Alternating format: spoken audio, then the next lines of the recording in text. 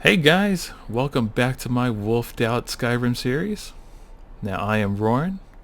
In the last adventure, you saw us, me and my wolf pack, take out some group of necromancers that were preparing to summon the Wolf Queen Potoma. And Jarl Elisif happened to ask us to return, or should I say, place a horn at a shrine of Talos to better respect her late husband.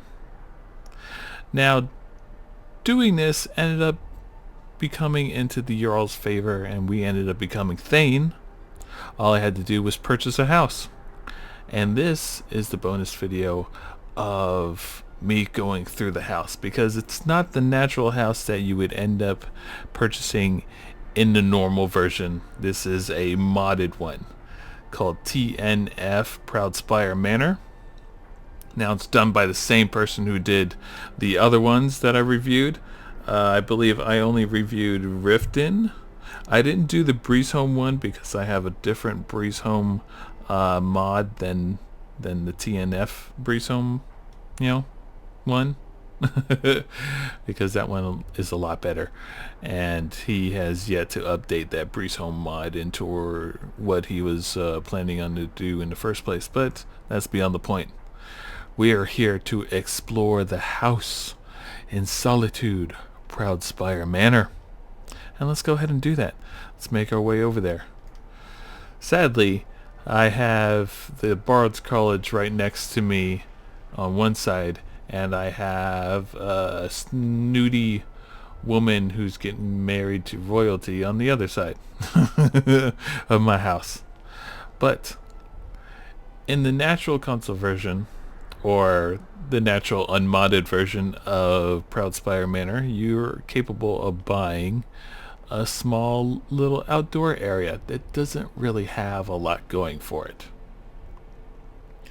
But in this modded version, it still doesn't have a lot going for it, but it has tiny little added features, like the ability to plant some fruits, vegetables, or whatever, herbs, mushrooms, whatever you feel like it. It has a lot more greenery, a lot more planters right here, and another place where it can, have a juniper tree or whatever. But this is not the main alchemy growing part of this mod. It is just a nice little side one where you can have whatever you feel like having out here. Now, let's go ahead and start at the bottom floor of the house and take a look at all that.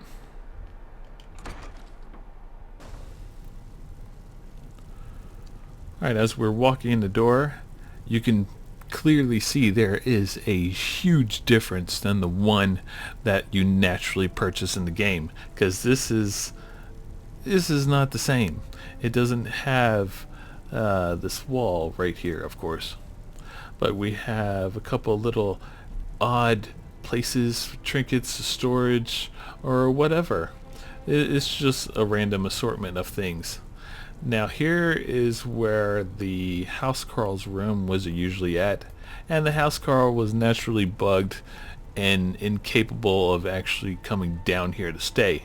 And the Housecarls Room was a piece of shit. I mean, it had cobwebs and hay all over the place, and had this little nasty bedroll, and she didn't have a room for herself. But that has changed. This was also the place where you would have your alchemy and enchanting lab in the natural console version of Breezehome. But it is different. It is completely different. First room we're going to explore is the smithing area. The smithing area is where the alchemy and enchanting area used to be. But this is a whole lot nicer looking, and I really do like the placement of everything in here. I mean, it has this and the blacksmith area, and look at this, a chimney going up to heat the rest of the house. We have a smelter and another chimney heating up the rest of the house.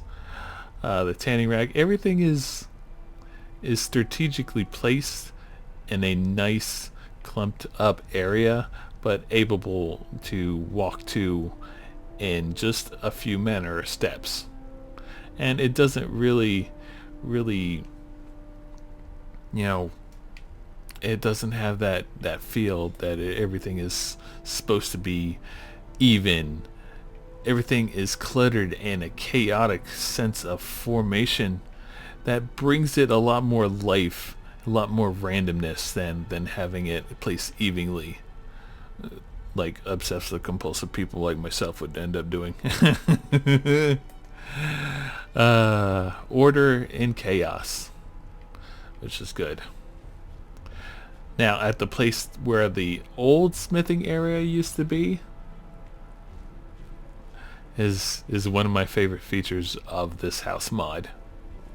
We walk in here and look at the wall. It's just so lovely. We have this bath and a fountain, a hot water fountain bath thing. It looks so great. Look at this. It is all well done. And even little dwarven stuff like drainage and it's so cool. Put fish and crabs in here to give it that look. Oh, this is beautiful. Okay. Now there was a little bit more to the natural version of Proudspire Manor down here, but he got rid of most of all that stuff. There was a hallway that went to nowhere that had extra clutter. We have small trophy bases working our way up into the second and third floor. Let's explore the second floor. And there's Jordis the Sword Maiden, our housecarl, and drinking on the job. Those things are so bugged. I don't know why. Alright, this should lead out. Yep. But this is the Housecarls Room. A lot nicer than the shitty one that is naturally in the game. I will end up putting some Solitude trinkets in here, a Solitude guard's uniform here, like I have done in the last two houses that I have for the major cities. And look at this living area. This is the main entrance to Proudspire Manor, and it just looks loads better. Nice little sitting area. This dining area is quite lovely, and this is a static placement of food, but the table overlapping this huge table kind of fits quite well. You have a seating for 6 people, and look at this bar area. It is so great. I'm gonna need to disable that keg because followers keep on drinking from it and they don't stop. They won't stop doing that. I will fix that later. Here's the kitchen area, and everything is so lovely looking. Everything is just placed that right way. Look at this. I have an oven, another butter churning thing that really just, doesn't add more butter. Here is the alchemy area where we can have more plants and vegetables or whatever we place here. So this is the first alchemy area, and outside was the small alchemy planting area too. But here we have a bookshelf where we can place alchemy books or whatever. Ingredients all placed so nicely. Recipes, ingredients, potions, everything just all set up so lovely. Now let's head up to the third floor. Here's where the large trophy base is at. And I gotta say, another one of my favorite features about this house mod is the weapon plaque chandelier. Oh, this has got to be one of my favorites. You can place swords all over this place. This is the Enchanting Area and the, I guess, armory. Yeah, you could place statues, weapons, whatever, anything you love to enchant. Just general displays everywhere for whatever you may need. The enchanting area is right here. I really love these little tiny things. The way he has them set up. And let's also take a look at the children's room. Children's room is not as it looks generally the same as usual for most housing mods, but this has a little bit more added stuff, just a little bit more added clutter, chests, just static items, and a nice little flower bouquet right here. Oh, I like that. I like that. Now let's go into the main room, where the bed is at, where you be sleeping if you're the main character. Everything's so subtle, not too big. Shrine of Akatosh just right here. I really like this. I like this shrine placement. And little dragon's tongue right there.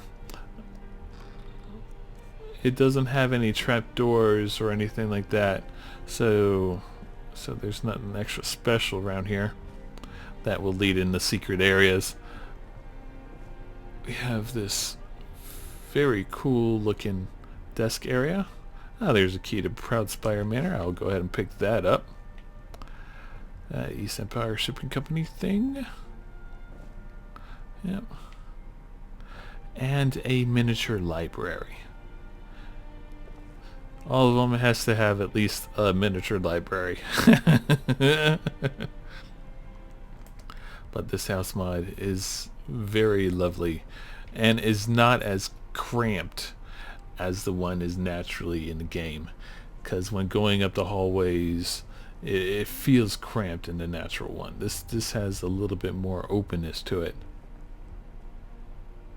and it's quite cool looking.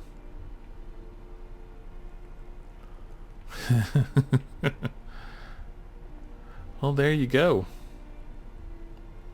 TNF Proudspire Manor player house mod for Solitude. Now I will have links below to the other two house mods that I've already done, and any other bonus videos that I may find. So give them a look-see and check them out. I'm Roarin the Werewolf.